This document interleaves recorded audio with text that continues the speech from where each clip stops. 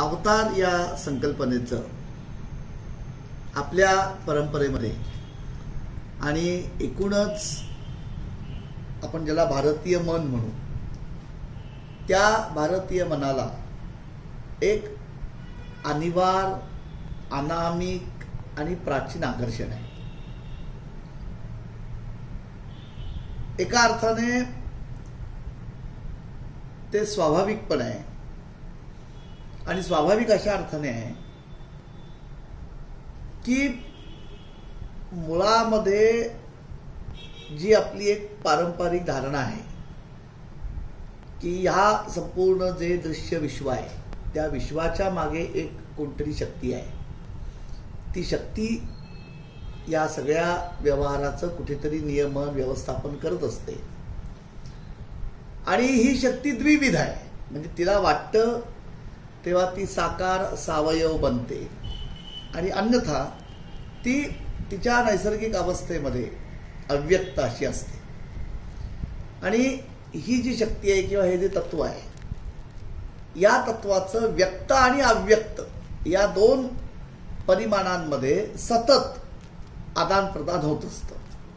तिथे अवतार या संकल्पनेचं कुठेतरी बीजारोपण आहे. आपण जेव्हा भक्तीच्या प्रांतामध्ये येतो म्हणजे भक्ती विचाराची जी आपली परंपरा आहे त्या भक्ती विचाराच्या परंपरेचं एका अर्थाने समग्र दर्शन ज्या भागवत पुराणामध्ये आपल्याला घडतं तिथे अवतार ही संकल्पना अतिशय विस्ताराने आलेली आहे. अवतारांची संख्या किती आहे, प्रकार कोणते आहेत, कोणत्या कारणाने परतत्व अवतार घेतं याच्या संदर्भामध्ये आपल्या परंपरेमध्ये उदंड चिंतन हे झालेलं आहे, आजही चालू आहे. काही ठिकाणी अवतारांची संख्या 36 आहे, 24 आहे. पण तरी सुद्धा जे दशावतार आपण म्हणतो महाविष्णू हे जे तत्व आहे या संपूर्ण आमच्या परंपरेमधलं त्या तत्वाचं मानवी स्वरूपामधलं अवतरण आणि त्यातही पुन्हा जो एक उत्क्रांतीचा क्रम आपल्याला दिसतो म्हणजे दशावतारांच्या मध्ये मत्स्य, कूर्म, वराह हे 3 प्राणीसृष्टीतले आहेत. नरसिंह हे प्राणीसृष्टी आणि नरसृष्टी यांच्या संक्रमण काळातलं दर्शन आहे. कारण म्हणजे कटीच्या वरचा भाग हा सिंह रूपातला आणि अधोभाग हा मानवी रूपातला हे जे दर्शन आहे नरसिंह रूपातलं हे त्या स्थित्यंतराचं सूचन आहे. आणि पुढे वामन, परशुराम, राम, कृष्ण, कलंकी हे किंवा बुद्ध हे सगळे जे अवतार आहेत हे पूर्णपणे मानवी स्वरूपातले आहेत. यापैकी जो कृष्ण रूपातला अवतार आहे तो अतिशय वैशिष्ट्यपूर्ण आहे. आणि कुठेतरी मला असं वाटतं की समग्र आपला मानवी व्यवहार जो आहे त्या मानवी व्यवहाराची जेवढी म्हणून परिमाण आहे सामान्य, असामान्य, सात्विक आणि काही ठिकाणी सात्विकेतर, सरळपणा, आवश्यकते ते छल किंवा कपट,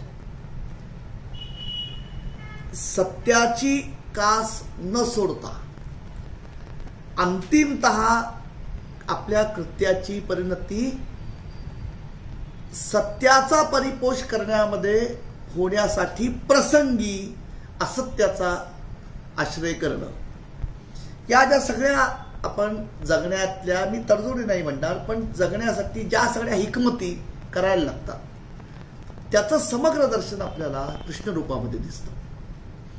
आणि त्या कृष्ण रूपाचं अवतरण किंवा कृष्ण ह्या नामरूपामध्ये ते परतत्व अवतीर्ण जे झालं ते श्रावणामधल्या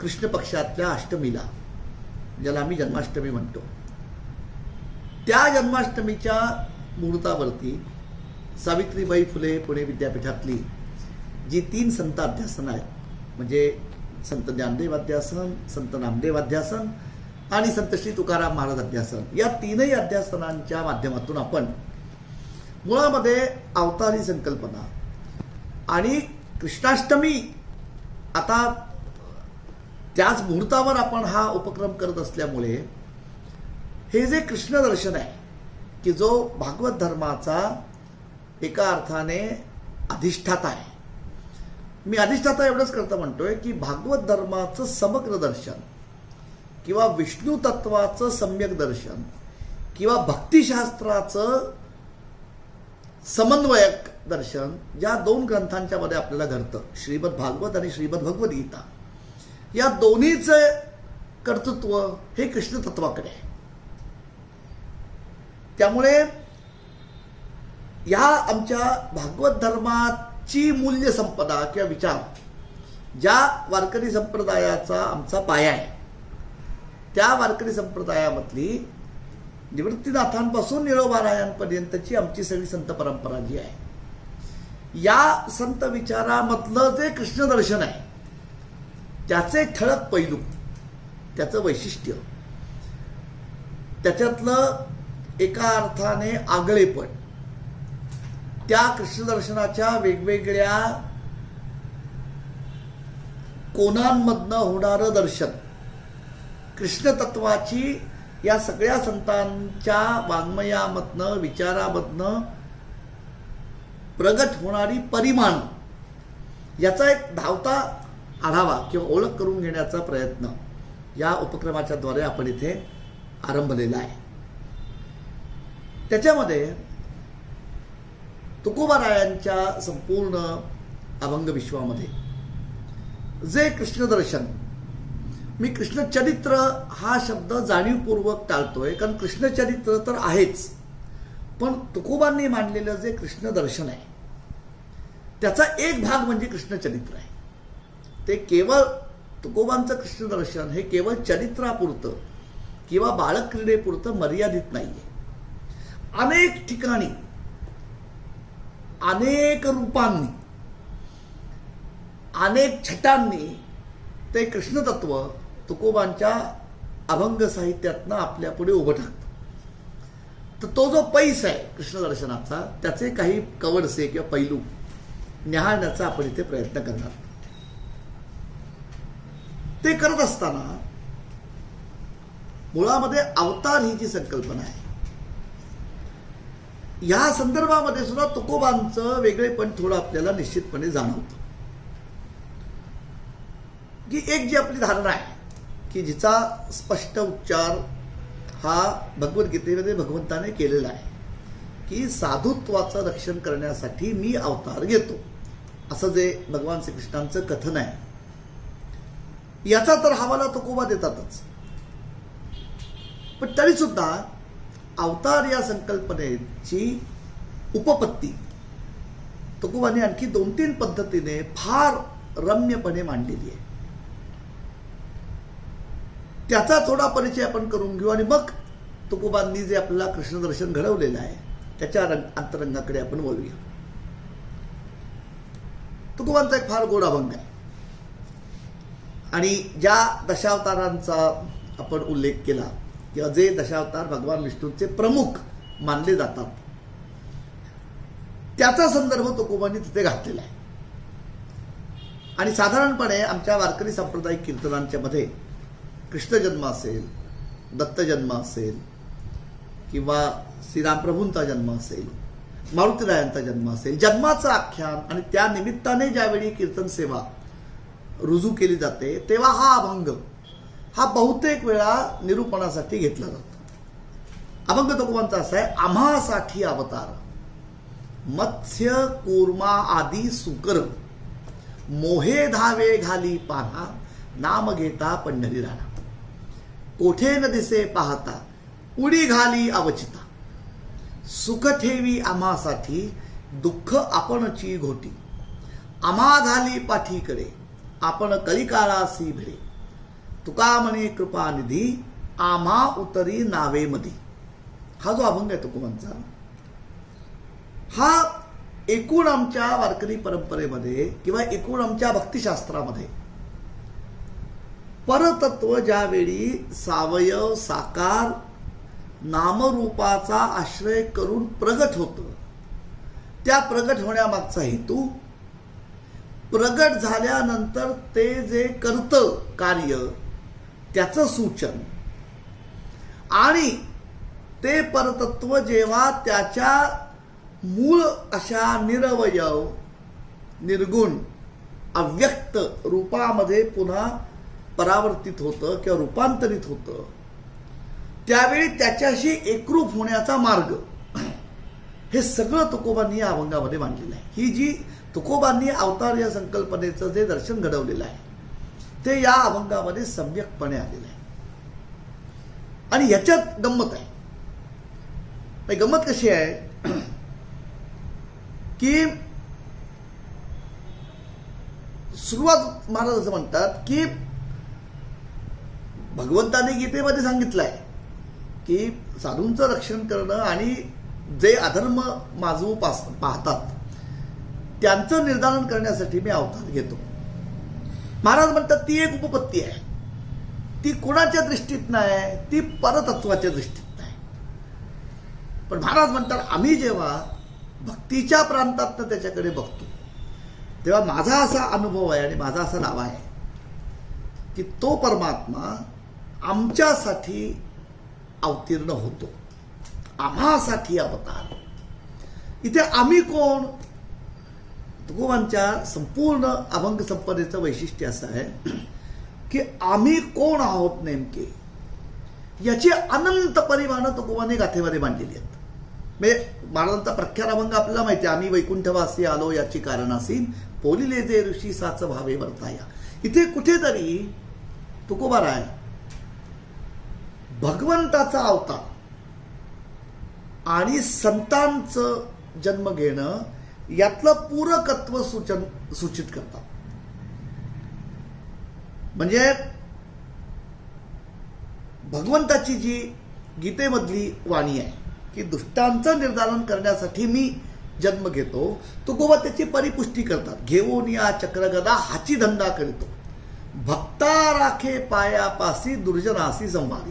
हे थेट परित्राणाय साधूना विनाशायाचे दुष्कृतांचं तुकोबांची अनुभूती धारण करून व्यक्त झालेलं शब्दरूप आहे. त्याच वेळी आमच्यासाठी परतत्व अवतार घेतं, आम्ही त्याला अवतार घ्यायला लावतो. आम्ही कोण आहोत? आम्ही वैकुंठवासी, म्हणजे आम्ही त्याच परतत्वाचे एका अर्थाने हस्तक आहोत किंवा निरोपे आहोत. तुकोबा जेव्हा म्हणतात एकंदर शिका पाठविले इह लोकात आलो म्हणे तुका मी नामाचा धारक, इथे तुकोबा परतत्वाने अवतार घेण्याचं प्रयोजन आणि त्या परतत्वाने ज्या धर्माची म्हणजे ज्या जीवन पद्धतीची स्थापना लोकव्यवहारामध्ये केलेली असते ती धर्म भावना जोपासली जावी यासाठी तिचं संगोपन करण्यासाठी हरीचे दास, हरीचे हस्तक विष्णुदास की ज्यांचा वास वैकुंठामध्येच आहे, ते सुद्धा त्यांच्या इच्छेने अवतीर्ण होतात. हे जे पूरकपण आहे म्हणजे भगवंत किंवा परतत्वाचं अवतार घेणं आणि संतांचं किंवा सत्पुरुषांनी आकार धारण करणं, हे जे परस्पर पूरकत्व आहे हे तुकोबा सूचित करतात. आता इथे आम्ही वैकुंठवासी ही एक उपपत्ती आहे. आलो म्हणे तुका आम्ही नामाचा धारक, इथे तुकोबा जेव्हा म्हणतात आम्हासाठी अवतार, तुकोबांनी स्पष्ट सांगितलंय की आम्ही कोण आहोत, आम्ही वैकुंठवासी हे त्याचं एक परिमाण आहे. आम्ही कोण आहोत? आम्ही नामाचे धारक, नेनो प्रकार आणिक सर्व भावे एक विठ्ठलची प्रमाण, आम्ही नामधारक आहोत. आम्ही कोण आहोत? आम्ही नामरूपी शस्त्र हातामध्ये घेऊन लोकव्यवहारामध्ये माजलेल्या ज्या अनिष्ट वृत्ती प्रवृत्ती आहेत त्या वृत्ती प्रवृत्तींचं निर्दालन करण्यासाठी सिद्ध झालेले रामाचे राऊत म्हणजे सैनिक होत. बघा, अवतार ह्या संकल्पनेचं कार्याशी जोडलेलं जे नातं आहे त्याचे अनेक परिमाण तुकोबांच्या अभंगामध्ये आपल्याला दिसतात. आम्ही वीर झुंजार करू जमदाडे वार, थापटिले भार मोड झाला दोषांचा, तुका म्हणे काळ झालो जिंकोनी निश्चळ, पावला सकळ भोग आम्हा भुचा. महाराज म्हणतात आम्ही वीर आहोत. आम्ही कशा करता आलोय? भगवंताने अवतार घेऊन ज्या जीवन पद्धतीची निर्मिती केलेली आहे ती जीवनाची पद्धती लोकव्यवहारामध्ये त्या जीवन पद्धतीने निर्माण झालेली जी एक सुसंबद्ध लय आहे ती लय बिघडवू पाहणाऱ्या ज्या शक्ती आहेत त्यांचा बंदोबस्त करण्यासाठी आम्ही आलेलो आहोत. आणि आम्ही नामधारक आहोत. आमच्या हाती नामाचं शस्त्र आहे. मन पवन तुरंग, हाती नामाची फिरंग. फिरंग म्हणजे छोटी तलवार. ही अवतार संकल्पनेची जी तुकोबांनी मांडलेली उपपत्ती आहे ती वैशिष्ट्यपूर्ण आहे. एकीकडे पूर्णपणे गीतेशी सुसंवादी उपपत्ती घेऊन या चक्रगदा हाती दंडा करीतो, भक्ता राखे पायापाशी दुर्जनासी संवारी, अव्यक्तते आकारले रूपा आले गुणवंत. ते परतत्व जे अव्यक्त होतं ते हे जे ध्रुवपदामधलं महाराजांनी सांगितलेलं कार्य आहे, भक्ता राखे पायापाशी दुर्जनासी संवारी, त्याच्याकरता जे अव्यक्त होतं ते व्यक्त झालं. इथे आपण एक लक्षात घेऊ, इथे तुकोबांनी फार सूक्ष्म याच्यामध्ये विचार मांडलेला आहे. तो विचार असा सूक्ष्मपणे मांडलेला आहे की परतत्व अवतार घेत इथे परतत्वाचा जन्म नाहीये, परतत्वाचं प्रगतीकरण आहे.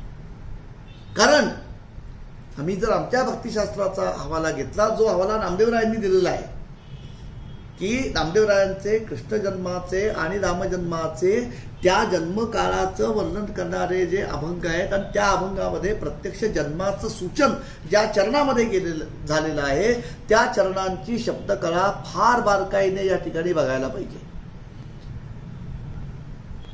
नामदेवराय प्रभू रामचंद्रांच्या अवताराचं जेव्हा वर्णन करतात तेव्हा अयोनी संभव प्रगटला हा राघव अशी शब्दयोजना आहे. आणि ज्या प्रभू गोपालकृष्णांच्या जन्माख्यानासाठी आपण हा एक विचाराचा यज्ञ मांडलेला आहे, त्या भगवान श्रीकृष्णाच्या अवताराचं जे वर्णन नामदेवरायांनी केलेलं आहे त्याच्यामध्ये अयोनी संभव नोहे काही श्रमी नामयाचा स्वामी प्रगटला अशी शब्दरचना आहे. म्हणजे परतत्व अवतार घेतं हे तुमच्या माझ्यासारखं मातेच्या उदरातनं घेत नाही. इथे हे जे नामदेवराय सूचन करतायत त्याच्या मागचं तत्वदर्शन तुकोबाराय घडवतात. अव्यक्तते आकारले रूपा आले गुणवंत या शब्दामध्ये. इथे जन्म नाहीये, इथे प्रगतीकरण आहे. अव्यक्तते आकारले. आणि ही जर आपल्याला उपपत्ती जाणून घ्यायची असेल तर इथे मदतीला येतात ज्ञानदेव. आपण संपूर्ण ज्ञानदेव जर बघितले आणि विशेषतः ज्ञानदेवी मधल्या किंवा त्याही पलीकडे चांगदेव 65 मधल्या किंवा अमृतानुभवा मधल्या ज्या संपूर्ण जिथे ज्ञानदेवानी त्यांचं चिद्विलासाचं दर्शन मांडलेलं आहे त्याच्याकडे जर आपण बघितलं तर आपल्या असं लक्षात येतं की पदोपदी ज्ञानदेवांनी पाणी आणि पाण्याची लाट यांचा सिद्धांत दिलेला आहे. पाण्याच्या पृष्ठभागावर जेव्हा लाट निर्माण होते तेव्हा तिथे लाटेचा जन्म झालेला नसतो, पाणीच वेगळ्या स्वरूपामध्ये प्रगटलेलं असतं. तुकोबांचा अत्यंत ज्याला इंग्रजीमध्ये आम्ही प्रोफाउंड म्हणतो असा सिद्धांत आहे. अवतार संकल्पनेचं अवतार म्हणजे जन्म घेणं नाही, नव्हतं ते निर्माण होणं नाही. अवतार म्हणजे फक्त रूपांतरण आहे. अव्यक्त ते आकारले. जे पाणी जलाशयामध्ये शांतपणे पहुडलेलं होतं कारण वातावरण निर्वात होतं, कुठेही वाऱ्याची झुळूक सुद्धा नव्हती. अशा वातावरणामध्ये निवांत पाणी पहुडलेलं होतं. जलाशय निवांत होता, एक सुद्धा त्याच्यावरती तरंग नव्हता. अशा वेळी वाऱ्याची झुळूक आली किंवा जलाशयावरती झेपावलेल्या समजा झाडाची एखादी वाळलेली काटकी तुटून आपसूक जलाशयामध्ये पडली, पाण्यामध्ये पडली, तर त्यामुळे पाण्याच्या पृष्ठभागावर तरंग उमटतात. म्हणजे पाणी फक्त वेगळं रूप घेऊन तिथे प्रगट होतं. अवतार घेणं म्हणजे प्रगट होणं, रूपांतरण घडवणं. नामदेवराय हेच वेगळ्या अशात सूचित करतात. अयोनी संभव नो हे काही श्रमी आणि अयोनी संभव प्रगटला हा राघव. एक वाक्यता नामदेवरायांची तुकोबारायांची अशी आहे. कारण ही जी अवतार संकल्पना आमच्या भक्तिशास्त्रात दिली आहे तिचं हे आगळंपण तुकोबाराय इथे व्यक्त करतात. म्हणजे साधारणपणे अन्य धर्मांच्या बदली एक जी धारणा आहे की जिथे जीव या पृथ्वी तळावरचा हा नेहमीच अपूर्ण, दीन, अनेक प्रकारच्या दुष्कृत्यांनी वेढलेला, पापी, अवनत, त्याला त्या अवनत अवस्थेमधनं वर उचलण्यासाठी परतत्व अवतार घेतं करुणेपोटी. त्या अवतार कल्पनेमध्ये पीडितांचा, वंचितांचा, अज्ञानाने ग्रासलेल्यांचा अवनत अवस्थेमधनं त्यांना वर उचलण्यासाठी कोणीतरी त्राता या स्वरूपामध्ये ते परतत्व किंवा त्याला देव म्हणू, आपण ईश्वर म्हणू, भगवान म्हणू, काही नावं देऊ, ते कृपेने ओथंबून येतं. ही जी भावना आहे त्याच्यापेक्षा आमच्या भक्तिशास्त्राचं हे वेगळे पण तुकोबा इथे मांडतात. आम्हासाठी आहोत इथे सुद्धा प्रेम आहे. पण त्याच वेळी कुठेतरी तुकोबाराय भक्तीमधली ताकद जी आहे तिचे सूचन घडवतात की जे परतत्व एरवी अव्यक्त रूपामध्येच ज्याने राहणं कदाचित पसंत केलं असतं, किंवा आपण असं म्हणू अव्यक्तपणे राहणं हाच ज्याचा स्वभाव आहे, तीच ज्याची अत्यंत नैसर्गिक स्थिती आहे, त्याला साकार व्हायला आम्ही कारणीभूत झालेलो आहोत. आमच्या हट्टाखातर, आमच्या प्रेमाखातर, आमच्या ठिकाणी नामाचं जे सामर्थ्य आहे आणि हे सामर्थ्य प्रेमाचं आहे, त्या खातर आम्ही त्या परतत्वाला प्रगट व्हायला लावलेला आहे. हा जो भक्तीचा आगळा पैलू आहे की ही भक्ती सामर्थ्यवान आहे. तुकोबा जेव्हा म्हणतात की आणिलाही रूपा बळे करोनी खळे हरिदास, कुळीची हे कुळदेवी केली ठावी संतांनी. तुकोबांचा अभंग आहे. बर्वे झाले शरण गेलो उगवलो संकटी. उगवलो म्हणजे मुक्त झालो. आणिलाही रूपा बळे करोनी खळे हरिदास. महाराज म्हणतात हरिदासांनी. हरिदास कुणाला म्हणावं हे काय झालंय, आपण हल्ली शब्द फार ढिलेपणे वापरतो. हरिदास कुणाला म्हणावं आणि हरिदासांची लक्षणं काय याचा तुकोबांनी अत्यंत विस्तृत आढावा, तुकोबांचे नाट हा जो अभंग प्रकार गाथेमध्ये आहे त्याच्यात एक संपूर्ण नाट हरिदास, हरिदास कुणाला म्हणायचं, हरिदासांचं लक्षण काय आणि हरिदासांचं सामर्थ्य काय याला तुकोबांनी वाहिलेलं आहे. हरि तैसे हरिचे दास, नाही तया भय मोह चिंता आस, होवनी राहती उदास बळकट कास भक्तीची. धरोनी पाय तेजिले जन, न लगे मान मृत्तिका धन, कंठी नामामृताचे पान, न लगे आनायसे झाले. असं मोठं वर्णन तुकोबारांनी त्या नाटामध्ये केलेलं आहे. हे हरिदास हे अत्यंत सामर्थ्यवान आहे. तुकोबा म्हणतात या हरिदासाने हट्ट घेतलाय, जणू जसा बाळाच्या हट्टासाठी हातातलं काम सोडून आई धावून येते. तुकोबांनी हा स्वदृष्टांत तुकोबांनी दिलेला आहे बरं का.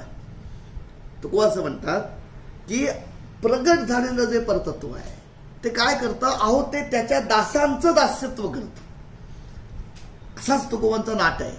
दास्य करी दासाचे, उणे नसा हे तयाचे, वाढिले ठाईचे, भाणे टाकून या धावे. भाणं म्हणजे जेवण. महाराज असं म्हणतात की आमच्या ठिकाणी नामाच्या अखंड उपासनेमुळे जे प्रेम, जो जिव्हाळा, जी आत्मीयता, जे अमानवी प्रीती जी निर्माण झालेली आहे, त्या बळामुळे त्या परतत्वाला आम्ही व्यक्त होणं भाग पडतो. आणीला ही रूपा बळे करोनी खळे हरिदासी. खळ म्हणजे हट्ट. मी म्हणून जे उदाहरण आपण म्हणतो की बाळाने हट्ट केल्यानंतर अगदी म्हणजे बाळ पाळण्यामध्ये रडलं तर हातातला घास पानामध्ये टाकून आई धाव घेते. तसंच महाराज म्हणतात, वाढिले ठाईचे भाणे टाकून या धावे. समोर वाढलेलं ताट, जी आपण ती कल्पना म्हणजे जी पुराणामधली किंवा महाभारतातली आम्ही कथा मांडतो की कौरवांच्या सभेमध्ये दुःशासनाने द्रौपदीच्या निरीला हार घातल्यानंतर तिने जो टाहो फोडला, त्यावेळी द्वारकेमध्ये देव जेवायला बसले होते, पण द्रौपदीचा टाहो कानावर पडल्यानंतर वाढलेलं ताट बाजूला सारून ते हस्तिनापुराकडे धावले. कुठेतरी तुकोबाराय सूचन तिथे करतात, भाणे वाढिले ठाईचे भाणे टाकून या धावे. का? आता तो कौरवांच्या सभेमध्ये होता का? नाही, पण तो प्रगटला अव्यक्त ते आकाराने. रूपा आले गुणवंत. ही जी अवतार संकल्पनेची तुकोबांनी मांडलेली जी मांडणी आहे ती असाधारण आहे, किंवा आपण असं म्हणूया की तिचं अत्यंत वेगळं परिमाण हे महाराजांच्या गाथेमध्ये आपल्याला दिसतं. आणि मग मी म्हटल्याप्रमाणे की आम्हासाठी अवतार मत्स्य कुर्मादी सुकर मोहे धावे घाली पाना. मोह या शब्दामध्ये तुकोबांनी प्रेम सूचित केलेलं आहे. आमच्या प्रेमाखातर ते अवतीर्ण होतं. नाम घेता पंढरी राणा. आणि बघा, कोठे न दिसे पाहता उडी घाली या वचिता. तो सर्वत्र अव्यक्त रूपामध्ये आहे, म्हणूनच तो व्यक्त होऊ शकतो. काय करतो? सुख ठेवी आम्हासाठी दुःख आपणची गोटी. सगळ्या प्रकारची सुख तो आमच्यासाठी ठेवतो. आता कुठेतरी असं म्हणेल की दुःख आपणची गोटी, देवाला दुःख कुठलं आलंय? याचा फक्त थोडं विषयांतर आपल्याला वाटेल. नाथांनी याचं फार गोड उत्तर दिलेलं आहे. नाथांचा दत्त वर्णन करणारे नाथांचे अभंग आहेत, का नाथांची परंपरा ही दत्त परंपरा आहे. आणि आमच्या या संप्रदायामध्ये दत्तस्तुती किंवा दत्त वर्णन किंवा दत्त नामाचा महिमा हा नाथांनी वर्णन केलेला आहे वेगवेगळ्या अभंगांच्या मध्ये. एक नाथांचा अभंग असा आहे, दुर्लभ नरदेह पावला प्राणी देवासी विसरला सुख मानिले संसारी जाऊनी परला अघोरी. तुकोराजा म्हणतात ना, सुख ठेवी आम्हासाठी दुःख आपणची घोटी. घोटणं, त्याने दुःख घोटलं. हा बघा, ही भावना किती सघन आणि गरज आहे बघा. तुकोबाराय म्हणतात, अहो ते परतत्व त्याचं दुःख बोलून सुद्धा हलकं करू शकत नाही. आपण जसा म्हणजे विषाचा घोट किंवा पाण्याचा घोट किंवा दुःखाचा घोट गिळतो, आपण ते व्यक्त सुद्धा करत नाही. इथे जे एकटेपण आहे दुःख भोगण्यातलं, तुकोबा ते मानतात. सुख ठेवी आम्हासाठी दुःख आपणची घोटी. कुठलं दुःख आहे त्याला? दुर्लभ नरदेह पावला प्राणी देवासी विसरला. ज्याने आम्हाला जन्माला घातलं, ज्याने आमचा पहिल्या श्वासापासून प्रतिपाद केला, त्याचाच आम्हाला विसर पडतो. हे दुःख तुकोबा म्हणतात तो घोटतो, तो आपल्या आपत ठिकाणी गिळतो, पण आमच्यासाठी मात्र सगळ्या सुखांची उत्पत्ती करून ठेवतो. आम्हा घाली पाठीकडे आपण कलिकाळासी कडे. आमच्यावर जर संकट आलं तर तुकोबांचा जो गुरु परंपरेतला अभंग आहे, मागे पुढे वार आहे सांभाळित आली आघात निवारावे. असा परतत्व, असा परमात्मा अवतार घेऊन हे काम करतो. आमच्या प्रेमाखातर तो व्यक्त होतो. व्यक्त झाल्यानंतर सगळ्या प्रकारची सुख आमच्यासाठी तो तयार ठेवतो.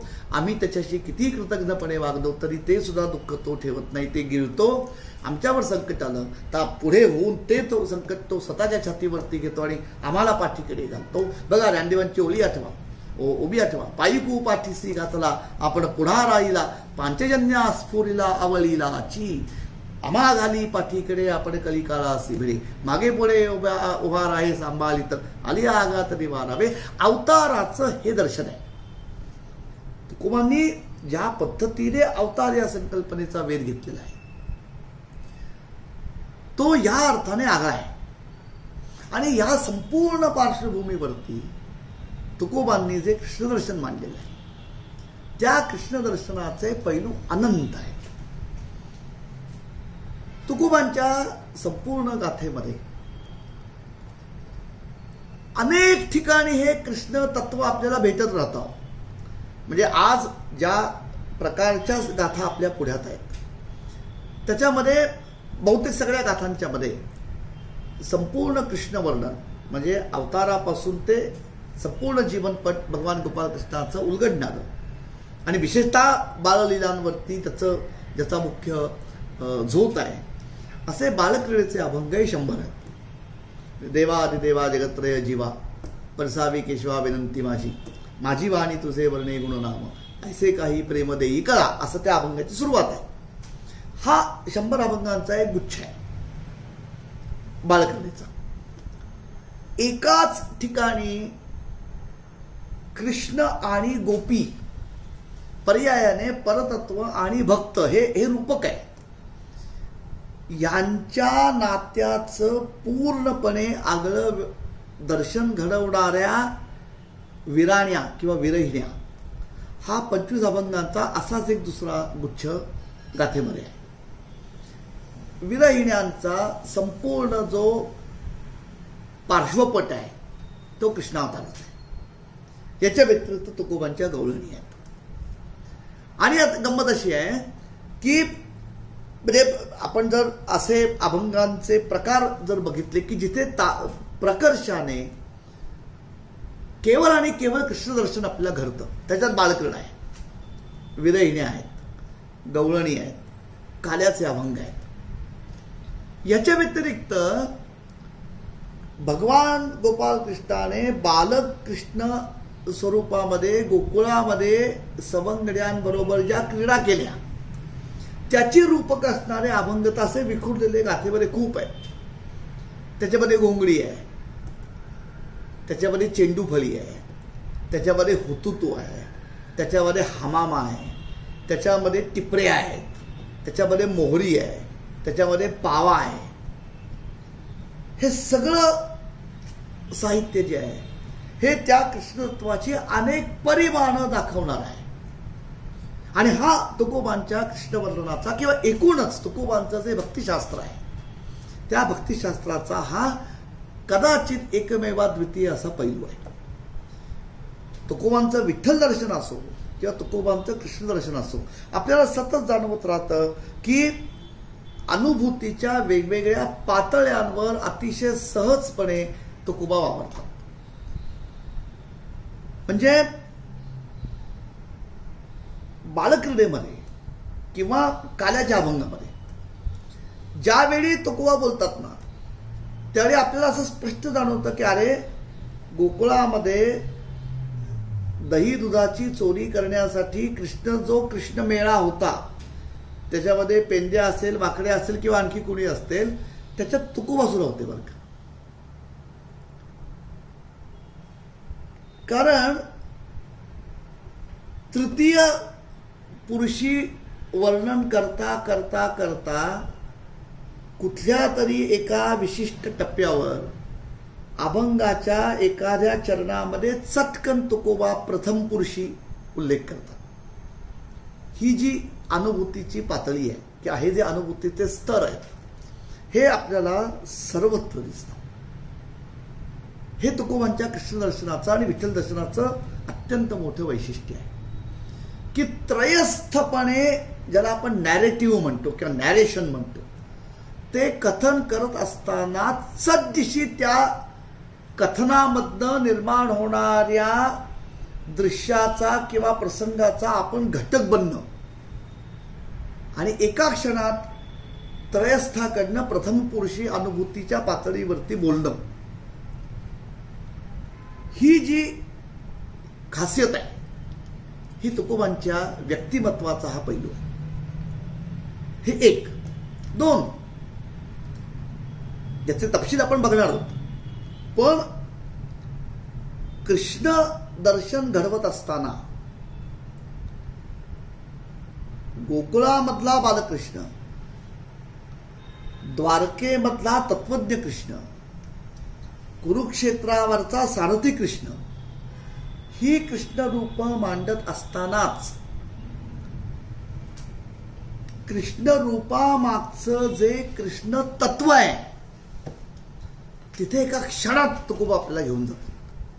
म्हणजे उदाहरण द्यायचं तर गरुड कसा झेप घेतो एकदम तसं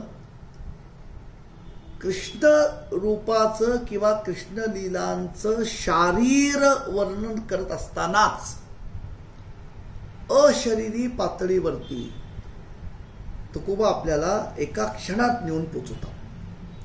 म्हणजे कृष्ण रूप दाखवणं आणि कृष्ण तत्वाकडे सूचन करणं ह्या अत्यंत दोन वेगळ्या पातळ्या आहेत. तुकोबा त्याच्यामध्ये अत्यंत सफाईने हे करतात. हे तुकोबांचं दर्शन आपल्याला सीमित करणार आहे. मी उदाहरण देतो फक्त.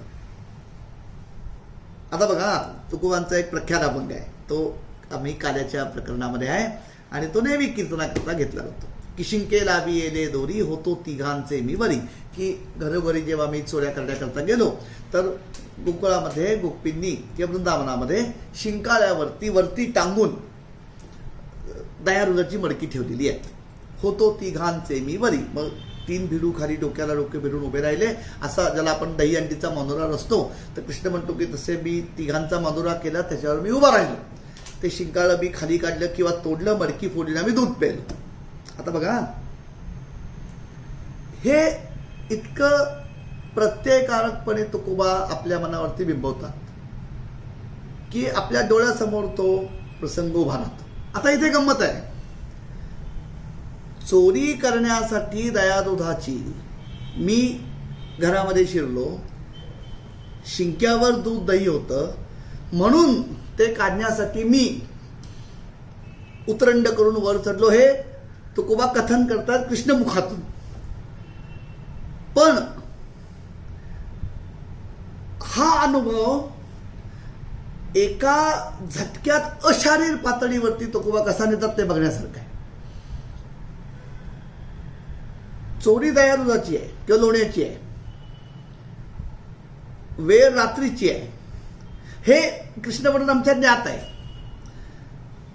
एका ठिकाणी ह्याच सगळ्या घटिताचं वर्णन करणारा जो अभंग आहे दुसरा, त्याच्यात फटकन एक ओळ तुकोबांची आहे. म्हणजे एक चरण असा आहे, घर पाहुनी एकांताचे नवविधा नवनीताचे. बघा, एका क्षणात संपूर्ण अनुभूतीची पातळी तुकोबा उचलतात. कुठल्याही आपल्याला असं वाटतं की काय कृष्णाचे मित्र चालले चोऱ्या करायला. इथे बघा तुकोबा सूचन काय करतात बघा. देव चोरी करतो पण उगाच कुठल्याही घरात जात नाही तो. घर पाहुनी एकांताचे.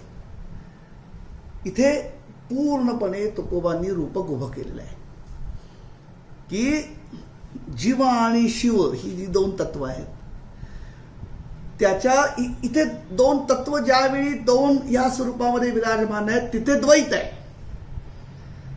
जीव जेव्हा शिवाशी पूर्णपणे एकरूप होतो, जीव जेव्हा विसर्जन पावतो, जीव जेव्हा जसं मीठ पाण्यामध्ये एकजीव होतं तसं जीव जेव्हा शिवाशी एकरूप होतो, जीव नावाच्या वेगळ्या अस्तित्वाचा जेव्हा अंत होतो आणि एकटा शिव म्हणजे एकांत होतो, अशा पूर्ण अभेदावस्थेमध्ये असणाऱ्या योग्याचं, साधकाचं, सिद्धाचं, भक्ताचं शरीर हे घर आहे.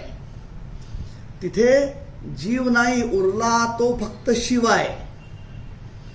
जीवाचा किंवा जीवभावाचा, जीवदशेचा जिथे अंत झालेला आहे अशा अस्तित्वामध्ये मग काय आहे तिथे? तिथे दूध किंवा लोणी कशाचं आहे? नवविधा नवनीताचे. तुका म्हणे नवविध भक्ती जाणे तोच शुद्ध. इथे शुद्ध जिथे एकांत आहे तिथे शुद्धी आहे. आणि त्या शुद्धावस्थेमध्ये त्या घरामध्ये साठवलेलं जे लोणी आहे ते लोणी कशाचं सूचन घडत आहे? तर नवविधा भक्तीचं सूचन घडत आहे.